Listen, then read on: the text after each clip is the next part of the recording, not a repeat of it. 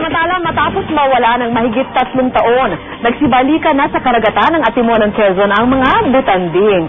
At mukhang nawiwili sila dahil bukod sa alagang-alaga, protestado pa sila ng mga residente. May saksi exclusive si Jiggy Manitas. Hindi kalayuan mula sa may tabi ng Lamon Bay sa Atimonan, Quezon, mga nagtatalo ng tuna ang amin nakita. Ang mga ibon umiikot para kumuha ng bilis.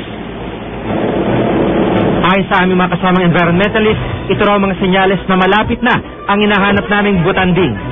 Pansamantalang lumayo ang mga butanding na lumapit ang mga mangingisda para habulin ng mga tuna.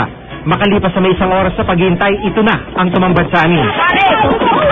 Ang isang baby butanding na ito, ganadong nakipaglaro sa isa sa aming kasamahan.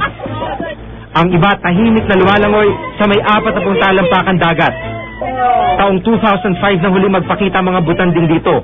Bagamat ayon sa mga residente, dati nang maraming butanding sa lugar. Tila nabulabog raw mga ito nang mauso ang dynamite fishing sa Quezon. Pero simula nang magigpit ang lokal na pamahalaan noong 1998 at pinasiglang bantay dagat, unti-unting nabuhay muli ang dagat sa bahaging ito ng Atimonan. Nung una, ang butanding dyan hindi nag-i-stay. Ngayon lang talaga nag-i-stay siya ng almost more than 1 month. Kasi maganda ang in good condition ang tubig ng ating Inner Lamon Bay. At ibig sabihin yan, simula nung nagpatupad ng batas ng ating mga bantay dagat, ay muling bumalik na ang kagandahan ng Inner Lamon Bay. Alam namin na talagang itong mga isda ay paubos na. Ay napangalagaan namin ito. At sa ngayon ay nakakameron ng recovery simula na itong dagat ay medyo napinsala. Tuwing Enero, nagsisimulang mamalagi ang mga butanding sa lugar na ito.